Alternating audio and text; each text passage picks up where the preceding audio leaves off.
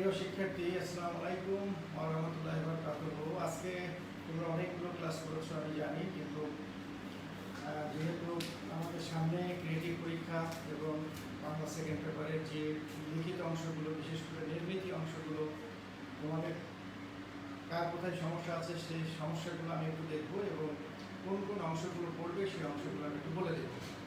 আজকে আমরা অ্যাপ্লিকেশন লেখার যে নিয়মটা শিখবো। আর যদি সময় থাকে তাহলে আমাদের চিঠিপত্র লেখার নিয়মটা শেখাবো। আগে আমরা এটা করে নিই, সাবজেক্টিভটা। এতদিন তো এমসিকিউ এর উপর অনেক কাজ করেছি, এখন আমরা সাবজেক্টের উপর একটু কাজ করবো। তোমরা জানো যে ঈদের পরপরই তোমাদের পরীক্ষার ব্যবস্থা করেছি, সেই পরীক্ষায় তোমাদের কোশ্চেন যাবে এবং প্রশ্নপত্র কিভাবে পাবা সব কিছু আমরা বলে দিব। তো এখন এই জন্যই তোমাদের এই ক্লাসটা নেওয়া, না হলে আজকে আমি ক্লাসটা নিতাম না। সম্ভব হলে যদি আজকে শেষ না হয় কালকেও নিব। তোমাদের মধ্যে অনেকের মিশ্র ধারণা আছে যে তোমরা অ্যাপ্লিকেশনের বিভিন্ন সময় বিভিন্ন রকম লেখো, এক এক শিক্ষক এক এক রকম শিখিয়েছেন। এই ক্ষেত্রে আমরা অ্যাপ্লিকেশনে কখনোই পূর্ণাঙ্গ মার্কস পাই না। তো আজকে আমি যে বিষয়টা তোমাদের সাথে আলোচনা করবো, এই বিষয়টা তোমরা খুব ভালোভাবে খেয়াল করবে, তাহলে পূর্ণাঙ্গ নাম্বার পাবে।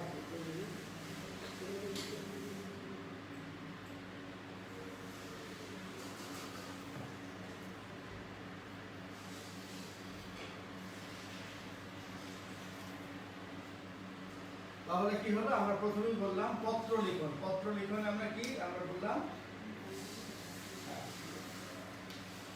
তোমরা ইয়ারফোন ব্যবহার করবে, আর শব্দ আমি চেষ্টা করছি শব্দটা বাড়ানোর জন্য। বোর্ডে যখন যাই তখন শব্দটা একটু আলাদা হয়ে যাবে। আবেদনপত্র। আমরা আজকে কি করলাম, আমি বললাম আবেদনপত্র।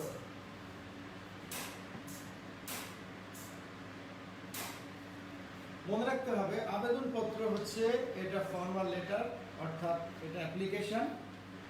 এবং এই অ্যাপ্লিকেশনে সাধারণত অনেকগুলো বিষয় থাকে। এই সব বিষয়গুলো তোমাকে এখানে ডিটেল বিষয়বস্তু আলোচনা করতে হয়। আমি ফরম্যাটটা শিখিয়ে দিব, তারপরে তোমরা ইনশাল্লাহ লিখবে, দেখবে খুব ভালো নাম্বার পাবে। তার আগে আমাদের কি করতে হবে এখানে আমরা একটু দেখি। আর দু একজন আসলে ভালো হতো, আরও তোমাদের তো অনেক স্টুডেন্ট, আরও তো দু একজন আসা উচিত ছিল। আমি আশা করছিলাম আজকে তোমরা অনেক আসবে, কিন্তু তোমাদের যে অবস্থা এতে তো আসলে ভালো করে করাই খুব মুশকিল। ওকে, তো ঠিক আছে, আমরা প্রথম দেখি। প্রথমেই মনে করবে 1 নম্বরে কি হবে, আবেদনপত্রে 1 নম্বর একদম হেডিংয়ে 1 নম্বরে হবে তারিখ। আমরা কি লিখবো, তারিখ লিখবো। এখন তারিখের ফরম্যাটটা কিভাবে লিখবে, অর্থাৎ এই জায়গায় হচ্ছে তুমি যে সময়ে দরখাস্ত লিখছো সেই সময়টা উল্লেখ করবে।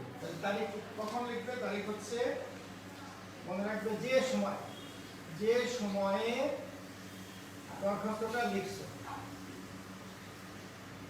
যে সময় দরখাস্ত লিখছো সেই সময় তারিখ লিখবে। আর তারিখের ফরম্যাটটা তোমরা ইচ্ছে করলে সবচেয়ে ভালো হয় যদি সালটা লিখে দাও। অনেকেই তারিখের ফরম্যাটটা কিভাবে করে বলে, ধরো আজকে 22 তারিখ, 22 এখানে করলো 5/2020। এটা চেয়ে ভালো হচ্ছে, আমি বলবো এটা না দিয়ে এটাও না হবে, কিন্তু তোমরা দিবা এই জায়গায় ভালো হয় 22 মে 2020 একটা সাল দেবা, এখানে খ্রিস্টাব্দ। ঠিক আছে, এটা দিলে সবচেয়ে ভালো হয়, 22 মে 2020 খ্রিস্টাব্দ। এখন খ্রিস্টাব্দ কেন, কারণ এটা ইংরেজি সাল বলে, ইংরেজি সালের ডান দিকে খ্রিস্টাব্দ হয়, এই জন্য আমরা ইংরেজি সালে খ্রিস্টাব্দ দিয়েছি। তাহলে উপরেরটা হবে, নিচেরটা হবে, তোমরা যেটা পছন্দ করবে সেটাই রাইট হবে। তবে এটা আমি ডাবল ক্লিক করলাম, মানে এটাকে আমি জোর দিলাম। ঠিক আছে, নাম্বার 2 আমরা কি ব্যবহার করবো দেখো। সাধারণত আমরা অ্যাপ্লিকেশন দেখেছি যে অনেক ক্ষেত্রে আমাদের যে বিভ্রান্তিটা হয়, এই বিভ্রান্তি হচ্ছে এই অ্যাপ্লিকেশনের লেখা নিয়ে কিন্তু অনেক ক্ষেত্রে আমরা মার্কস কম পাই। আমরা যাতে মার্কস কম না পাই সেক্ষেত্রে আমাদের বিশেষভাবে খেয়াল রাখতে হবে। তাহলে 2 নম্বর হচ্ছে মনে রাখবে সম্বোধন। ঠিক আছে, সম্বোধন। এখন সম্বোধনে সম্বোধনে আমরা সাধারণত কি ব্যবহার করব? সম্বোধন। সম্বোধন মানে কি? উদ্দেশ্য করে কোনো বলা, অর্থাৎ তুমি যার কাছে অ্যাপ্লিকেশনটা লিখছো সে কিন্তু তোমার গুরুজন বা কিছু নাই, সে একটা দায়িত্বপ্রাপ্ত। সুতরাং সেই দায়িত্বপ্রাপ্ত লোকের কাছে যখন তুমি সম্বোধনটা করবে তখন কি করবে? অনেকেই দেখো আমরা করি সম্বোধনটা ইংরেজিতে করে ডিয়ার স্যার, বাংলায় কি হয়? বাংলায় 1 নাম্বার হতে পারে কি? জনাব। সহজ কথা, আমরা বাংলায় বলবো জনাব, ঠিক আছে? বাংলায় জনাব বলবো একে। তো জনাব বলতে পারি, মহাত্মন বলতে পারি, মহোদয় বলতে পারি, হ্যাঁ মহোদয় বলতে পারি, তারপরে মহাত্মন বলতে পারি, ঠিক আছে? তারপরে হচ্ছে মাননীয়, মাননীয় বলতে পারি, ঠিক আছে? অনেকগুলো আমরা, ঠিক আছে, অনেকগুলো বিষয় আমরা দিতে পারি। মাননীয় প্রধান শিক্ষক, জনাব প্রধান শিক্ষক, ঠিক আছে?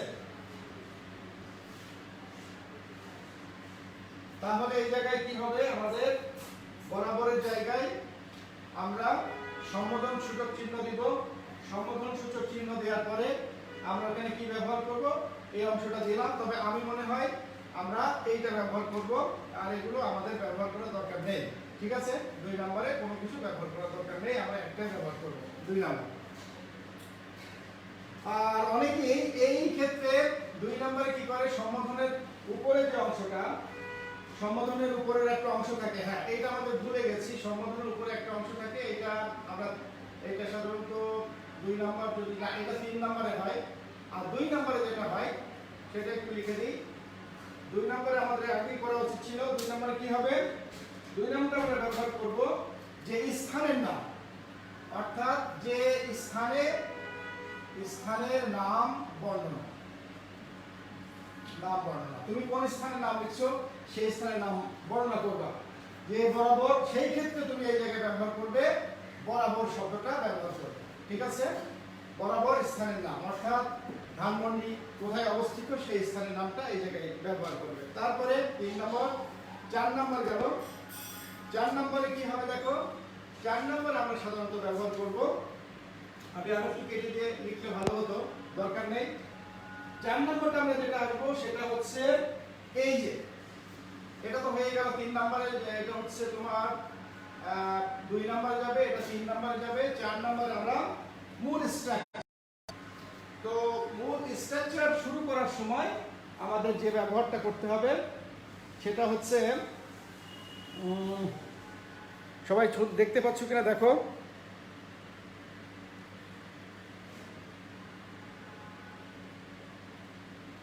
স্থানের নাম তো দিয়েছি 4 নম্বরে। এরপরে দেখো আমাদের যে অংশ, এর পরে যে অংশটা থাকবে সেই অংশের নাম হচ্ছে 4 নম্বরে বিষয়। এটা কিন্তু খুব ইম্পর্টেন্ট একটা জিনিস। আমরা বিষয়টা লিখব। বিষয়টা লেখার পরে যে সমস্যাটা আমাদের ভিতরে দাঁড়ায়, এই বিষয়টা লেখার পরে আমরা এই চিহ্নটা ব্যবহার করি, হ্যাঁ আমরা এই চিহ্ন ব্যবহার করি। মনে রাখবে, বিষয় লেখার পরে এই চিহ্ন ব্যবহার করা যাবে না। বিষয় লেখার পরে তোমরা কি চিহ্ন ব্যবহার করবে? বিষয় লেখার পরে এই দুটো একদম প্লেন এরকম দুটো শূন্য ব্যবহার করবে। শূন্য ব্যবহার করার পরে তারপরে একটা হাইফেন দিবে। এরপরে 5 নম্বরে আমরা ব্যবহার করব মূল বডি। এটা হচ্ছে পত্রগর্ভ। পত্রগর্ভ আমরা এখানে সন্নিবেশ করব 5 নম্বর। আর 6 নম্বরে গিয়ে আমরা 6 নম্বরে গিয়ে যে জিনিসটা করব, আমরা বিদায় সম্ভাষণ, অর্থাৎ সব শেষের অংশটা আমরা যে কিভাবে বিদায়, অথবা আমরা ওই অংশটুকু লিখতে পারি নিবেদক, হ্যাঁ নিবেদক অংশটুকু লিখতে পারি, আমরা যেটা বলি নিবেদক। এরপরে দেখো আমাদের এই চিঠিটা শেষ হয়ে যাচ্ছে। এখন আমি একটা মডেল দিব, খুব অল্প কথায়, অল্প কথার মধ্যে আমি এটা লেখার চেষ্টা করব। সবাই লিখে নেওয়ার চেষ্টা করো।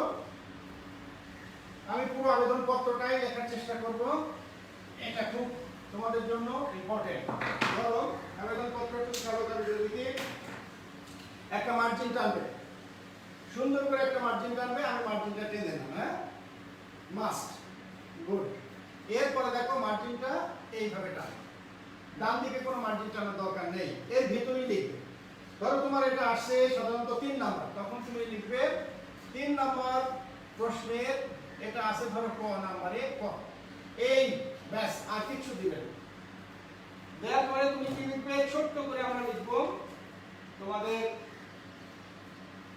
মনে করো সবসময় খেয়াল করবে তোমাদের যে প্রশ্নপত্র আসে, প্রশ্নপত্র তোমাদের নিজের স্কুলের নামটা কখনো লিখবে না।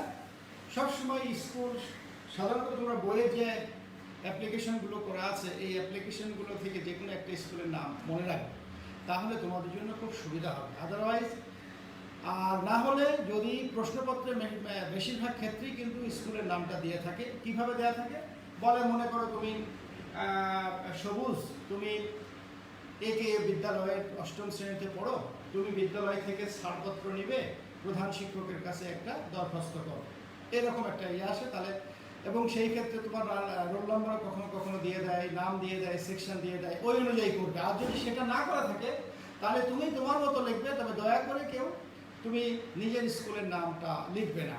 এই ক্ষেত্রে অনেকগুলো সমস্যা হয়। এক নম্বর সমস্যা হয়, ধরো নিজের স্কুলের নাম লিখলে কি সমস্যা হয়, ধরো কোনো কারণে তুমি ধানমন্ডি স্কলার্স স্কুল অ্যান্ড কলেজে পড়ো, স্কলার্সে পড়ো, তো এই ইংলিশ ভার্সন স্কুল আশেপাশে কোথাও নেই, ধরো গুলশানে একটা আছে, তো সে কোনো কারণে সে আমাদের স্কুলে ছিল, অথবা এই স্কুলের প্রতি কোনো কারণে তার একটু অসন্তুষ্ট থাকতে পারে। এখন শিক্ষকের ভিতরে সাধারণত এটা হয় না, তারপরে অনেক ক্ষেত্রে সাইকোলজিক্যালি ব্যাপারটা হয়ে যায় যে অমুক স্কুলে, এই স্কুল তো আমাদের সাথে প্রতিযোগিতা, সুতরাং আমরা একটু কম নাম্বার দিয়ে ফেলতে পারি। আমি বলছি না যে দিবেই, কারণ শিক্ষকদের মধ্যে সাধারণত এরকম আচরণ হয় না, তো কোনো কোনো ক্ষেত্রে আমরা হতে দেখি। তো সেই ক্ষেত্রে স্কুলের নামটা বাদ রাখবে, নিজের স্কুলের নাম বাদ রাখবে, আর প্রশ্নপত্রে যে স্কুলের নামটা দেওয়া আছে সেই স্কুলটাই লিখবে। আর সেটা যদি না হয় তাহলে আমি বললাম যে কোনো একটা স্কুলের নামটা মুখস্থ করবে। ওকে, তো ঠিক আছে, আমরা শুরু করছি। এখানে প্রথমেই দিবে, আমি যেভাবে বলেছিলাম, ধরো আমি বলেছিলাম এটা একটা লিখে ফেলি। এখানে দেখো আমরা বিষয়টা লিখে ফেলি, বিদ্যালয় থেকে, এটা প্রশ্ন আছে, হ্যাঁ, বিদ্যালয় থেকে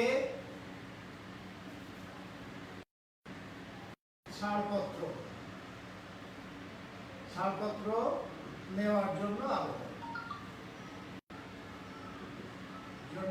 আবেদনপত্র, এটা হচ্ছে প্রশ্ন। তাহলে আমরা কি লিখবো, আমি প্রথমেই বলেছি যে আমি তারিখ লিখবো।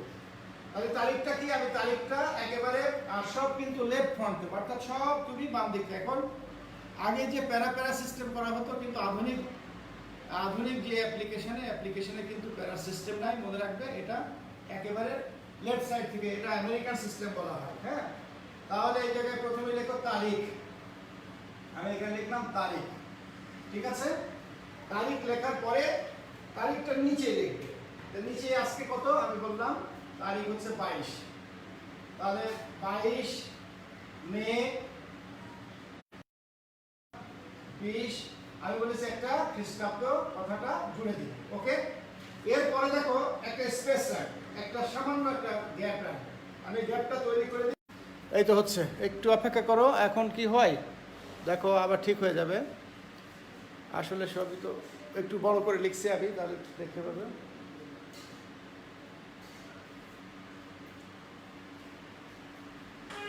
একটু অপেক্ষা করো।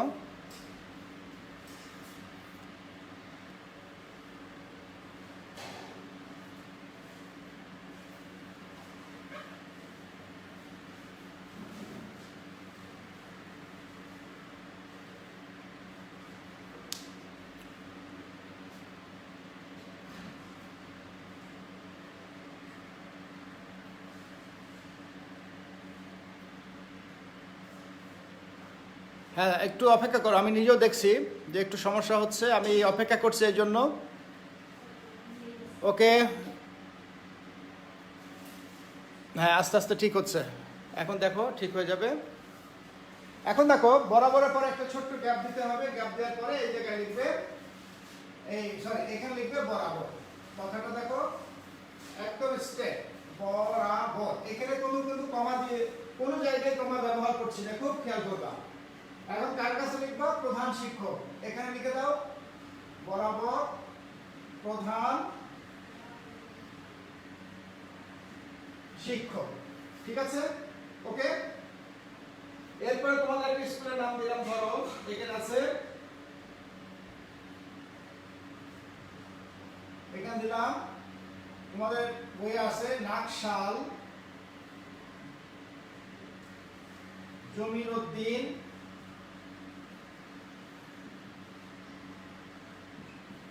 বিদ্যালয়। কি কোথায় এটা? সখীপুর। ঠিক আছে, এটা তোমার নিজের মতো নামটা দিতে পারো, এটা আমি দিয়েছি এর জন্য যে তোমাকে লিখতে হবে তা নাই। এটা কোথায় অবস্থিত? গাজীপুর। এই শেষে লিখে দিবে গাজীপুর। এই গাজীপুর দিয়ে এখানে দাঁড়িয়ে, এই প্রথম আমি দাঁড়িয়ে দিলাম। ক্লিয়ার? অনেকেই এরপরে যে অংশটা এটা খুবই ইম্পর্টেন্ট, এখানে খেয়াল করবে। এই অংশে যদি কেউ ভুলে যাও তাহলে সে কিন্তু 0 পাবে, আর কোথাও ভুলে গেলে হয়তো 0 পাবে না, কিন্তু এর পরের যে অংশ লিখবো এই অংশ যদি কোনো কারণে ভুলে যাও বাবা 0 পাবে। সুতরাং এই অংশটা খুব ভালো করে খেয়াল করবে। এরপরে একটা গ্যাপ, ছোট্ট একটা গ্যাপ ব্যবহার করবে। এখানে একটা গ্যাপ, তোমরা নিশ্চয়ই গ্যাপ এইভাবে আমার মতো কলম দিয়ে গ্যাপ দিও না, জাস্ট একটা তোমাদের মানে ফাঁকা একটা জায়গা রাখবে। ফাঁকা জায়গা রাখার পরে তোমরা এই জায়গায় আরম্ভ করবে। অবশ্যই এটা সাধারণত 1 পেজেই শেষ করতে হবে। আর কোনো কারণে যদি তোমরা দেখছো যে 1 পেজে হচ্ছে না, তাহলে লেফট সাইড থেকে শুরু করবে। তোমাদের পরীক্ষার জন্য অবশ্যই 2 পেজ ব্যবহার করা যাবে, কিন্তু সেটা লেফট পেজ থেকে। কিন্তু তোমার শিক্ষক যেন বুঝতে পারেন যে তুমি এই জিনিসটা জানো, কোনো কারণে 1 পেজে সে কমপ্লিট করতে পারে নাই বলে 2য় পেজে চলে এসছে। তোমার শিক্ষক যেন বুঝতে পারেন সেই ব্যাপারটা কিন্তু ওখানে তোমার দিতেই হবে। এই জন্য আমরা চেষ্টা করব 1 পেজের মধ্যে সীমাবদ্ধ। আর যাদের হাতের লেখা একটু মোটা তারা অবশ্যই বাম পেজে শুরু করবে। আর যারা মনে করবে না আমি 1 পেজেই শেষ করতে পারবো, তাহলে ডান পেজে শুরু করতে পারো, কোনো সমস্যা নাই। ক্লিয়ার? তাহলে আমরা কি করব? আমরা অবশ্যই চেষ্টা করব যে বিষয়টা লেফট পেজ থেকে শুরু করার জন্য। আর 2য় নম্বর কথা, আমরা অবশ্যই 1 পেজের মধ্যে শেষ করব। ওকে, তাহলে এই জায়গায় বিষয় আমি বলেছি, এর পরের অংশ হচ্ছে বিষয়। খুব আমি এটার সাথে খুবই কি বললাম, কোনো কম্প্রোমাইজ করতে চাই না। বিষয়ের সাথে তোমরা কেউ কম্প্রোমাইজ করবে না। বিষয় দেওয়ার পরে অনেকেই ভুল করে যে অংশটা দিয়ে দেয়, দেখো বিষয় এভাবে লিখলো, বিষয় লিখে অনেকেই কি বললো এই 2টো শূন্য দিয়ে দেবে। ঠিক আছে, এটা কোনো রকমই হবে না।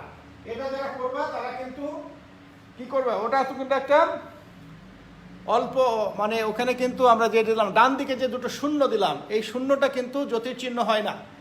এই শূন্যটা সম্পূর্ণরূপে একটা কি বিসর্গ। সুতরাং এই বিসর্গ কিন্তু এই জায়গায় হবে না, খেয়াল করবা। তাহলে আমরা এই বিষয় নাই, বিষয় দিয়ে জাস্ট ভরাট করে একটা শূন্য দিব, 2টো মাঝখানে একটা দাগ দিব, এটা হচ্ছে বিষয়। ঠিক আছে, তাহলে বিষয়টা এইভাবে দেওয়া যাবে না। তাহলে বিষয় আমরা কি বললাম? বিষয়টা হচ্ছে বিদ্যালয় থেকে ছাড়পত্র। এই যে লিখেছি আমি, এখানে লিখে দিলাম বিদ্যালয় থেকে ছাড়পত্র বা ছাড়পত্র পাওয়ার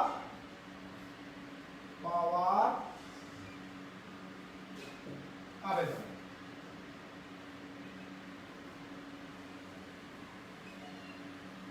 ওকে, এখন মজার ব্যাপার ভালো হয় তোমরা যদি এটাকে একটা সুন্দর আন্ডারলাইন করো। হ্যাঁ, এটা আন্ডারলাইন করলে খুব ভালো হয়। কারণ কি জন্য? 2 কারণে আন্ডারলাইন করবে। একটা হচ্ছে তুমি মনে রাখবা আন্ডারলাইন করেছি কোথায়, বিষয়ের উপরে। যখন তুমি অ্যাপ্লিকেশনটা শেষ হবে তখন তোমার খেয়াল হবে যে আন্ডারলাইন করা অংশটা কি, বিষয়। হ্যাঁ, বিষয়টা আমি লিখেছি, সুতরাং আমারটা রাইট হয়েছে, আমারটা কারেক্ট হয়েছে। এই জন্য বিষয়টা আলাদাভাবে ইন্ডিকেট করার দেওয়ার জন্য বা আলাদাভাবে তাকে মূল্য দেওয়ার জন্য বিষয়টা অবশ্যই পারলে একটু আন্ডারলাইন করবে অন্যরকম কালি দিয়ে। বিশেষ করে তোমরা ব্লু কালি ব্যবহার করতে পারো। ওকে, বিষয় গেল। এরপরে হচ্ছে যে অংশটা লিখবো সেটা হচ্ছে জনাব। এই জায়গায় জনাব লিখবে, আমি লিখছি এই জায়গায় দেখো জনাব, এখানেও একটু গ্যাপ দিবে, বিষয়ের পরে একটা ছোট্ট একটা গ্যাপ দিয়ে দিবে। ঠিক আছে, এটা এই অংশটা গ্যাপ দেওয়ার পরে এখন দেখো কি লিখতে হবে, জনাব। একটু বড় করে লেখো, আমি পূর্ণাঙ্গটা করে দিব না, কারণ পূর্ণাঙ্গ তোমার বইয়ে আছে। ঠিক আছে, আমি শুধু একটু অল্প একটু লিখে দিচ্ছি। জনাব, এখানে লিখবা, প্রথমে লিখো বিনীত নিবেদন,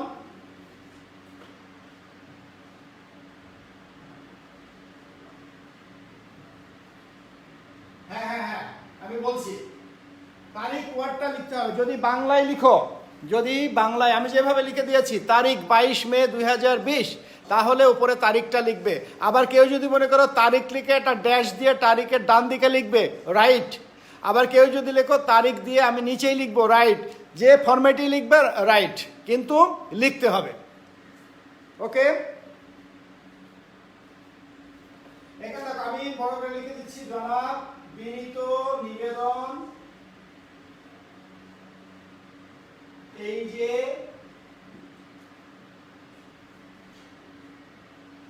আমি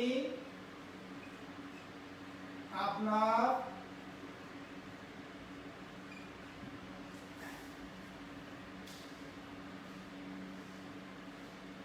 বিদ্যালয় থেকে এবছর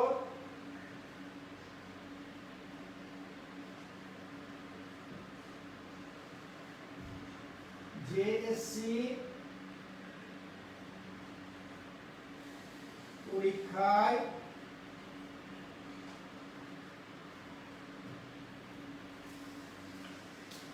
কৃতিত্বের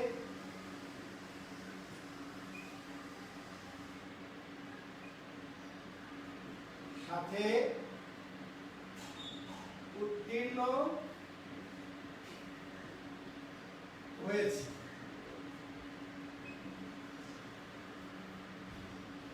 তারপর লিখবে আমি ড্যাশ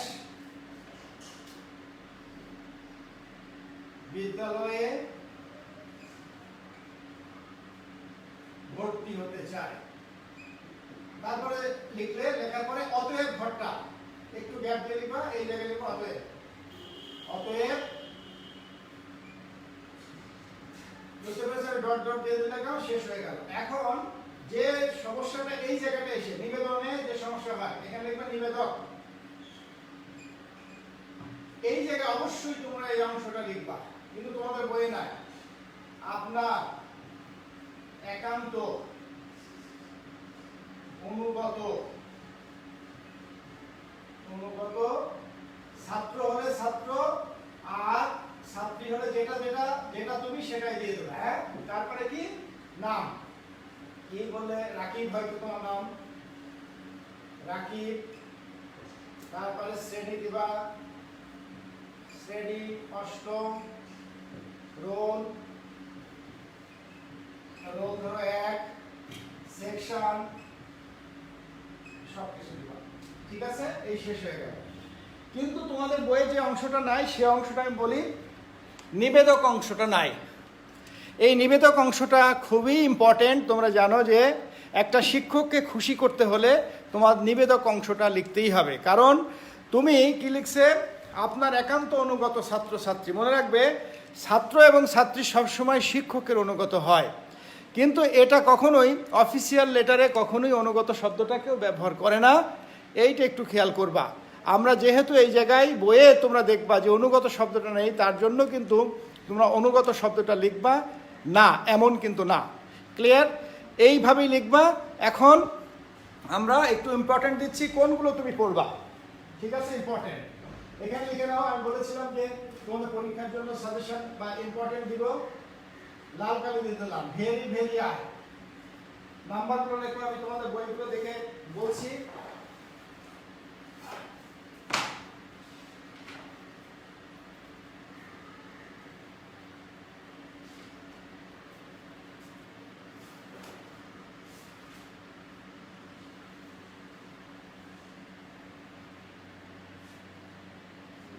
খুব ইম্পর্টেন্ট নাম্বার দেখো, ঘ নাম্বার। আগে দেখি,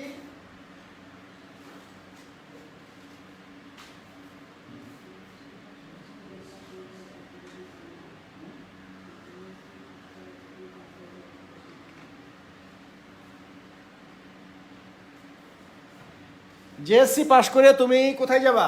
তুমি ধরো অন্য স্কুলে 9-এ যাবা, যেতে পারবা, কোনো সমস্যা নাই। আবার এসএসসি পাশ করে তুমি অন্য অন্য স্কুলে কলেজে যাবা, সমস্যা নাই।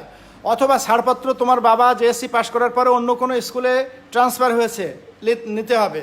আবার তুমি ধরো কোনো কারণে বিদেশে পড়তে যাবা, তার কারণেও লিখতে হবে।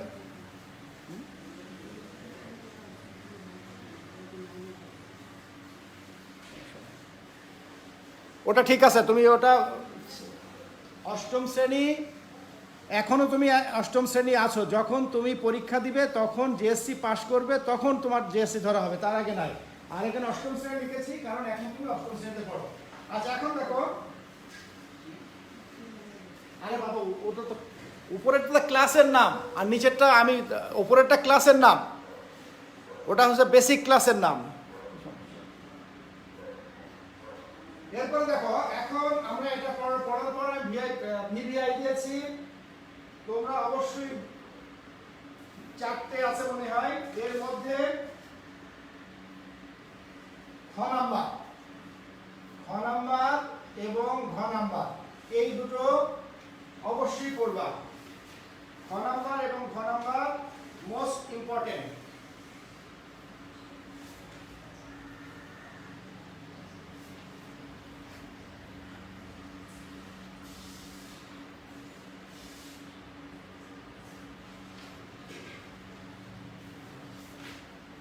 এই দুটো মোস্ট ইম্পর্টেন্ট। হ্যাঁ আচ্ছা, এই দুটো ইম্পর্টেন্ট, তোমাদের এটা আমি একটা হোমওয়ার্ক দিলাম, এইচডব্লিউ দিলাম, তোমরা বাসায় করে আমাকে পাঠাবে। ঘ নম্বরটা তোমাদের এইচডব্লিউ দিলাম, ওকে। এখন এরপরে দেখো চিঠি আমি জানি তোমরা চিঠি শিখেছো কিনা। চিঠিটা হচ্ছে, আমি একটু নিরুৎসাহিত করি যে চিঠি লিখবে না, তারপরে চিঠিতে খুব তাড়াতাড়ি আমাদের হয়ে যাবে। আমি শুধু তোমাদের চিঠিতে যে খামটা তোমরা আঁকো, সেই খামটার কথা আমি একটু বলবো। সবাই একটু, এটা 5 মিনিটের মধ্যে হয়ে যাবে, আমি মুছে দিলাম।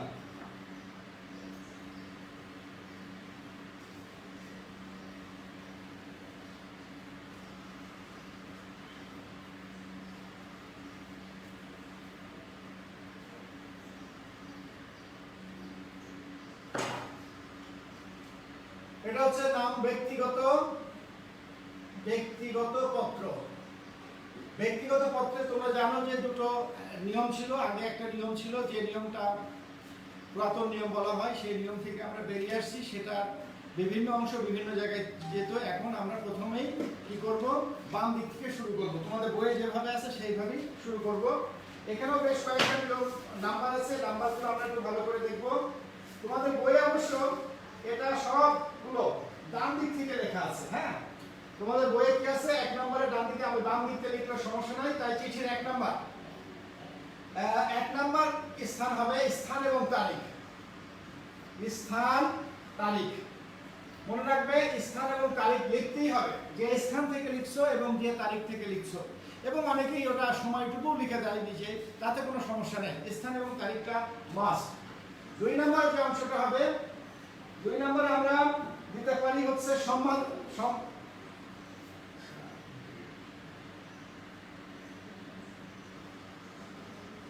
আচ্ছা হ্যাঁ, তোমাদের আমি বলেছি, আমি যে চিঠি লিখছি তোমাদের বইয়ে যেহেতু ডান দিকে আছে, ডান দিকে লিখতে পারো, কোনো সমস্যা নেই। তো আমি তোমাদের বাম দিক থেকে লেখাই শেখাবো। হ্যাঁ, তোমাদের বইয়ে তোমরা আছে ডান দিকে, তুমি ডান দিকে লিখলে যে প্রবলেমটা হবে, এটা প্রাচীন আমলের চিঠি বা পুরাতন আমলের চিঠি, সেই ক্ষেত্রে তোমাকে বলা হয় মঙ্গলসূচক শব্দ লিখতে হয়। তো যেহেতু তোমাদের বইয়ে মঙ্গলসূচক শব্দটা লেখে নাই, তাই আমি এই ভুলটা করতে চাচ্ছি না। বইয়ে যদি ডান দিকে শুরু হয় তাহলে উপরে মঙ্গলসূচক শব্দ লিখতে হয়, আর আমাদের নতুন চিঠিতে মঙ্গলসূচক শব্দ লেখা নেই। কিন্তু ডান দিকে কি দেয়া আছে, ডান দিকে তোমার স্থান এবং তারিখ দেয়া আছে। তো আমি সবসময় বলি যে বইটাই ফলো করবা। তো আমরা শিক্ষকরা যখন খাতা দেখি তখন অবশ্য বলে দেয়া হয় বইয়ের যে নিয়মটা আছে এই নিয়মটা ফলো করতে, সুতরাং ভুল হবে না। আমি পুরোটাই লিখে দিব, তার আগে নাম্বারিং করো। 1 নম্বরে লাগলো স্থান বা তারিখ। 2 নম্বরে আমাদের কি কি লাগছে দেখো, 2 নম্বরে আমার লাগছে হচ্ছে যেটা সম্ভাষণ অর্থাৎ সম্বোধন, এটাকে আমি বলি সম্ভাষণ সূচক শব্দ। এখন এই সম্ভাষণ সূচক শব্দ হচ্ছে কি, একটা একটা হচ্ছে বড় হলে একরকম, এক নাম্বার বড় হলে তোমার বয়সে যদি বড় হয় সেটা কি কি লিখবা। আর দুই নাম্বার দেখো, দুই নাম্বার ছোট হলে, তোমার বয়সে যদি ছোট হয় তাহলে সেক্ষেত্রে কি লিখবা। এই ক্ষেত্রে একটু পরিবর্তন হয়। বড় হলে তুমি লিখতে পারবা, এক নাম্বার লিখবা বড় হলে, যেমন শ্রদ্ধেয়, এটা লিখতে পারো। তারপরে লিখো পাক জনাব, এটা লিখতে পারো। তারপরে লিখতে পারো শ্রদ্ধাস পদেশু, কঠিন কঠিন জিনিস লিখতে পারো, সমস্যা নয়। তো আমি বলবো উপরেরটা, এই উপরেরটা লেখো, আর কিছু লেখার দরকার নেই, শ্রদ্ধেয়।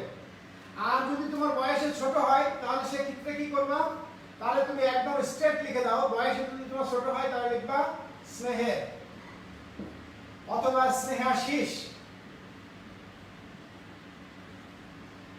ওকে, অত লিখতে পারো আদরের।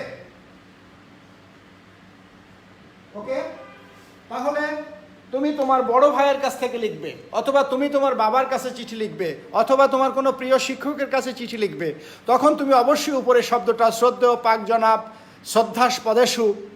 আমি বলেছি বানান ভুল হওয়ার সম্ভাবনা থাকে, এই জন্য একটাই লিখবে, লেখো শ্রদ্ধেয়। এই জায়গায় কোনো আর ভুল হওয়ার সম্ভাবনা নাই। এখন দেখো, আমি বললাম বয়সে বড় হলে, বয়সে ছোট হলে। আরেকটা, যদি সমবয়সী হয় সেক্ষেত্রে কি হবে, 3 নাম্বার দেখো, এই জায়গায় আমরা 3 নাম্বারে লিখলাম সমবয়সী। সমবয়সী হলে, অথবা তুমি যদি বন্ধুর কাছে লিখো তাহলে সেক্ষেত্রে কি লিখবে, সেক্ষেত্রে কিন্তু তোমার আলাদা ইয়ে লিখতে হবে, কি প্রিয়। তুমি এখানে লেখো প্রিয়, অথবা প্রিয় বরেশু, ঠিক আছে। তারপরে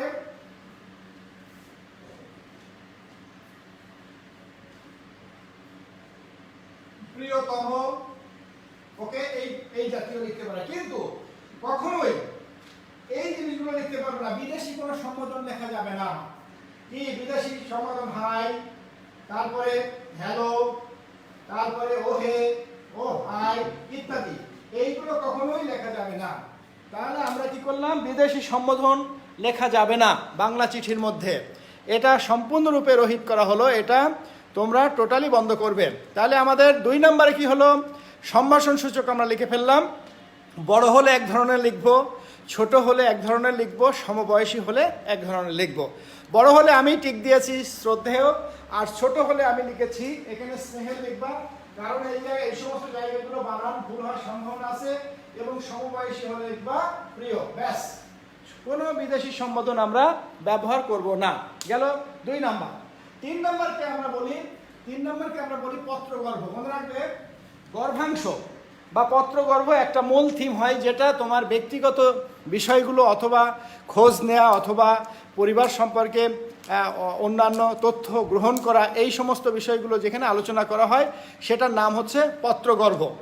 আসলে বেসিক হলো চিঠির 2টো অংশ, একটা অংশের নামই হচ্ছে পত্রগর্ভ, আর একটা অংশের নাম হচ্ছে শিরোনাম। শিরোনামটা আমরা পরে আসি।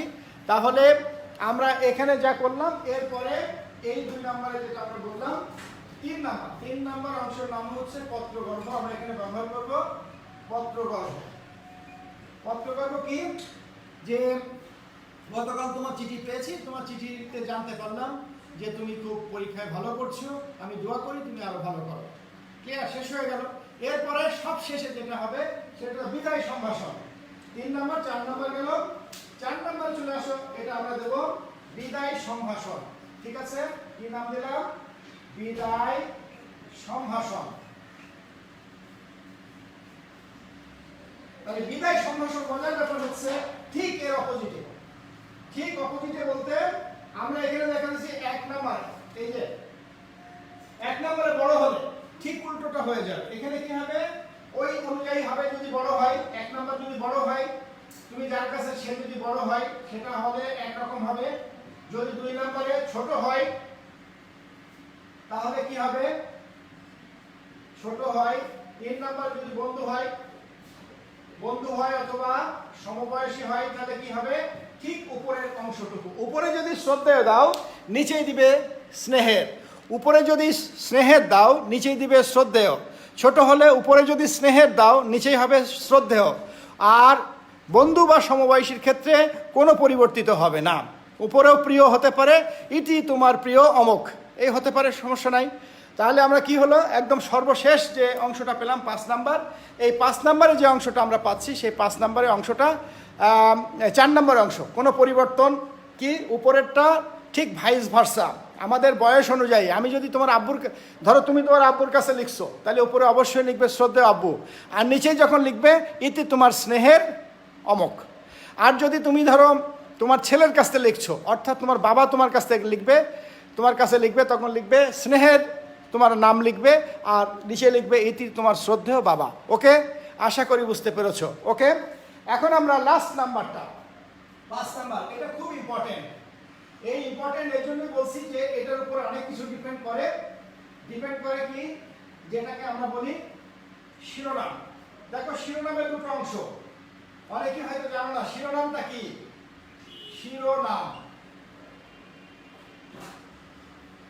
এই শিরোনামের দুটো অংশ, হ্যাঁ, একটা হচ্ছে প্রাপকের ঠিকানা, একটা প্রেরকের ঠিকানা। অর্থাৎ 1 নাম্বার হলো, ভালো করে দেখো, একটা প্রাপক আর একটা প্রেরক, আর একটা প্রেরক, ঠিক আছে। প্রাপক সবসময়, যদি আমি তাহলে এইভাবে লিখি, প্রাপক সবসময় ডান দিকে হবে, প্রাপকের ঠিকানা সবসময় ডান দিকে হবে, আর প্রেরকের সবসময় বাম দিকে হবে, ঠিক আছে। এবং এর একটা সুন্দর মাপ আছে, তোমরা তোমাদের ক্লাসে শিখিয়েছি কিনা আমি জানি না। মাপটা হচ্ছে, তোমরা খেয়াল করবে, মাপটা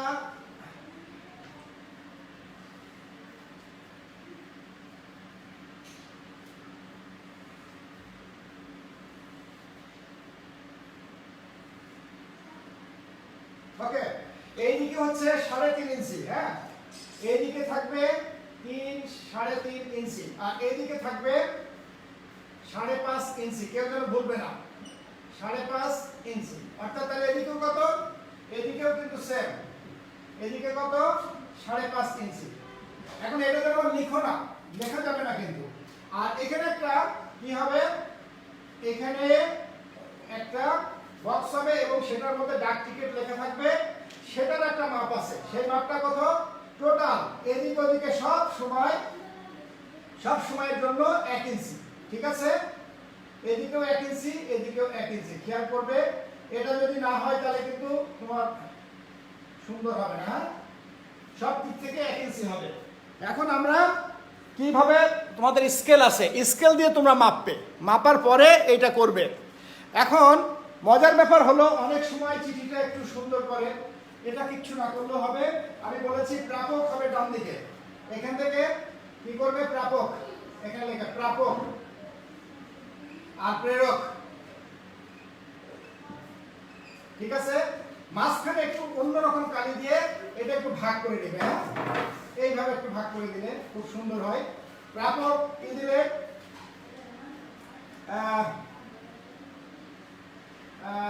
বললে শাহেদ,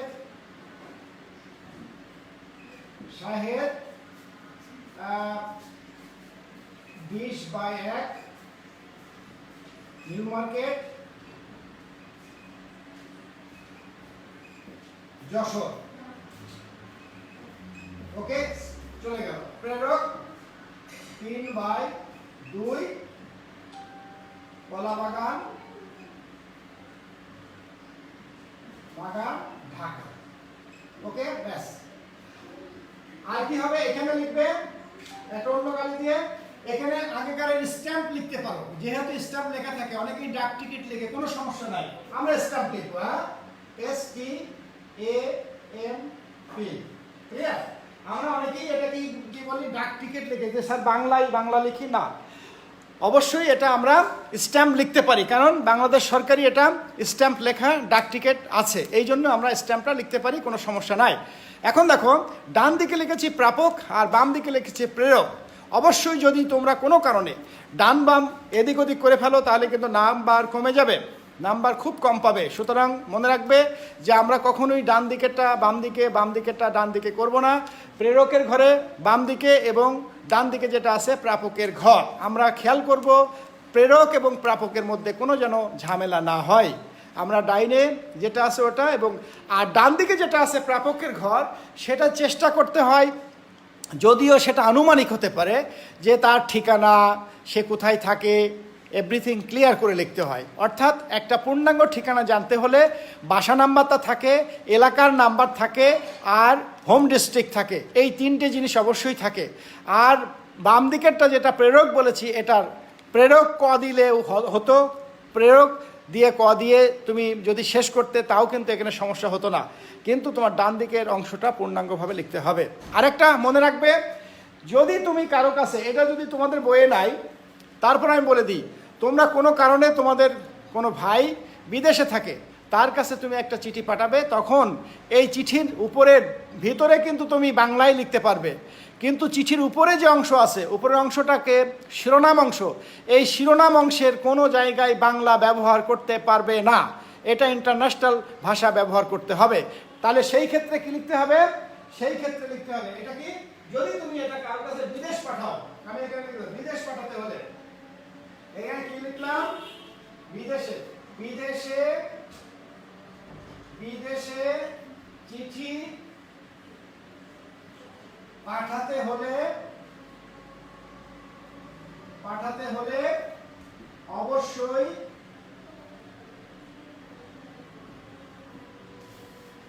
খামের উপর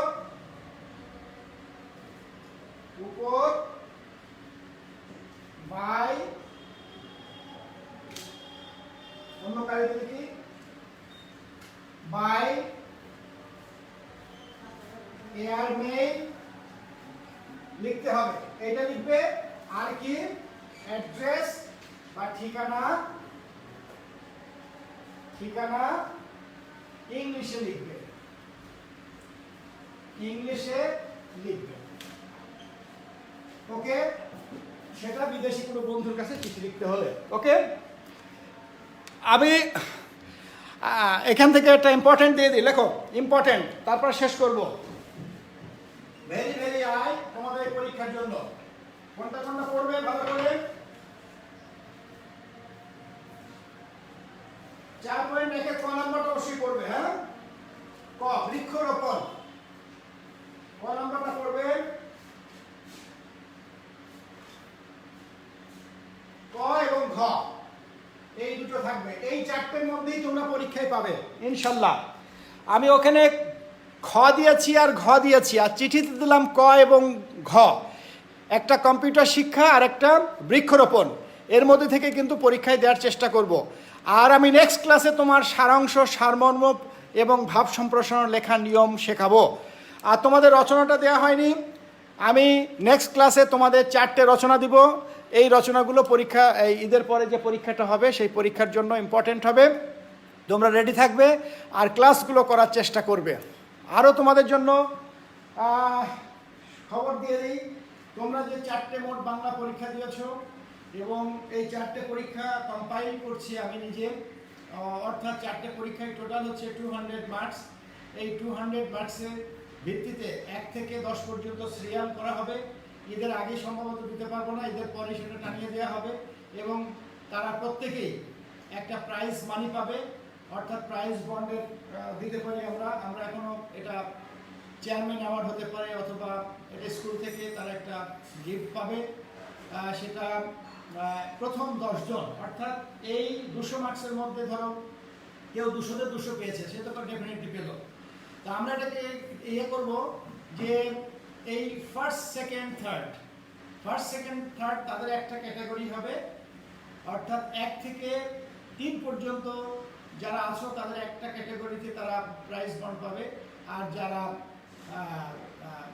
10ম থেকে এই 4র্থ পর্যন্ত আছো তারা এক ক্যাটাগরিতে পাবে। তো ইনশাল্লাহ এটা আমার মাথায় আছে এবং এটা আমি অটোমেটিক্যালি কাজ করা শুরু করেছি। যারা পরীক্ষাগুলো পূর্ণাঙ্গ দিয়েছো, যারা খুব ভালো পরীক্ষা দিয়েছো তারা এখন চিন্তা করো যে তোমরা আসলের মধ্যে থাকবে কিনা। হ্যাঁ, এমন হতে পারে যে ফার্স্ট 5 জন হতে পারে, তাতে কোনো সমস্যা নাই। সেকেন্ড হয়তো 3 জন হতে পারে, তাতেও কোনো সমস্যা নাই। কিন্তু তোমার খেয়াল করতে হবে যে তোমরা এই পরীক্ষাগুলো মনোযোগের সাথে দিয়েছো কিনা। এবং এমসিকিউর জন্য যেমন আমি আলাদা করলাম এবং সাবজেক্টিভের জন্য তোমাদের জন্য আলাদা করব। তোমাদের ইন দি মিন টাইম কিন্তু ম্যাথমেটিক্স এবং এই বাংলাটা সবার আগে শেষ হয়েছে। তো রচনাটা আসলে তো রচনাটা ক্লাসে পড়িয়ে দিয়েছে, তারপরে আমি বলেছি রচনাটা সব মিলিয়ে 3টে রচনা পড়লেই হয়ে যায়। কিন্তু এই পরীক্ষার জন্য আমি রচনাটা তোমাদের ইন দি মিন টাইম চেষ্টা করব তোমাদের এই ওয়েবসাইটে নোট করে দেওয়ার জন্য। এটাও করতে পারো, আর নিজেরা যেটা পড়েছো সেটাও করতে পারো। তো আমি সাজেশনটা ঈদের আগেই তোমাদের দিয়ে দিব, অথবা কালকে যদি আমার কোনো ক্লাস থাকে আমি দেখি, যদি কালকে কোনো কালকে সম্মত আমার ক্লাস আছে, ওই গ্যাপে যদি আমি নিতে পারি কালকে সাজেশন দিয়ে দেবো। এবং ওই তোমার সাবজেক্টিভ অংশের, এবং আমি এও বলে দিব যে কোন কোন গদ্যগুলো তোমরা ভালো করে পড়বে সেইগুলোও আমি বলে দিব। কালকে আশা করি তোমরা সবাই ক্লাসে উপস্থিত থাকবে। এবং এই উপস্থিতের উপর দেখো, আমরা তো বাইরে যেতে পারছি না, আমরা কিন্তু এখন বাইরে যেতে পারছি না। এই যে আমি ক্লাসটা নিচ্ছি, আমি ঘরের মধ্যে বন্দী হয়ে আছি, তোমরা বাইরে যেতে পারছো না। হ্যাঁ, একটু কষ্ট হচ্ছে তোমাদের, যে মোবাইল হয়তো চার্জের একটু সমস্যা হচ্ছে। তা আব্বু আম্মুকে বলো যে আমরা তো বাসায় আসি, স্যারের, আরে বাবা স্যারের সাথে একটু থাকলে, স্যারের একটু ক্লাস করলে কিছু না কিছু হলো তো। এই 1 ঘন্টা তো তুমি অন্য কাজে ব্যয় করতে, এই 1 ঘন্টা তুমি কি অন্য কাজে ব্যয় করতে না? হয়তো তুমি যেতে একটা বই নিয়ে থাকতে, অথবা তোমার দেখা গেল যে তুমি বন্ধুদের সাথে ফোনে গল্প করতা, কিছু না কিছু তুমি করতেই। তো সেই ক্ষেত্রে আমরা কি করছি, আমরা কিন্তু এখন ওটা একটু কাজে লাগাচ্ছি। আমি একটু পড়ালাম, তুমি কয়েকটা ক্লাস করলে, হ্যাঁ, এখানে অন্ততপক্ষে কিছু তো লাভ হলো। এখন আমাদের জিএসসি পরীক্ষা কিন্তু বাদ যাবে না, খেয়াল করতে হবে। এবং ওই জায়গায় কিন্তু আমার একটা ভালো রেজাল্টও করতে হবে। সুতরাং অলসতা নয়। এই যে আমরা ছোটোখাটো যে সমস্ত জায়গাগুলো আমাদের ভুল ত্রুটি ছিল, সেই ভুল ত্রুটি জায়গাগুলো কিন্তু আমরা আস্তে আস্তে ওভারকাম করার চেষ্টা করছি। সুতরাং খেয়াল করতে হবে আমরা যেন সবাই ক্লাসগুলো একটু যত্ন সহকারে করি। ইনশাল্লাহ আমরা অবশ্যই ভালো করব। তো কালকে দেখা হবে ইনশাল্লাহ। কালকে আমি সারাংশ, সারমর্ম, ভাব সম্প্রসারণ এই অংশগুলো এবং ইম্পর্টেন্ট অংশটা দিব, রচনাটাও দিয়ে দিব। আমার সেকেন্ড পেপার কালকে শেষ হয়ে যাবে। আর এরপরে ক্লাসে আমি ফার্স্ট পেপার ধরবো, একটা করে ধরবো, ক্রিয়েটিভ আলোচনা করবো, ওইগুলো ভালো করে পড়বো। আমার জন্য দোয়া করো, আমি তোমাদের জন্য দোয়া করছি। তোমাদের বাবা মাকে দোয়া করতে বলবে। সবাই ভালো থাকবে। আর স্যার তো রেগুলারই বলে দেয় যে গরম পানি খাবে, এগুলো তো বলছি না, এগুলো তো করবেই। তো ভালো থাকবে। খুদা হাফেজ, বাই বাই।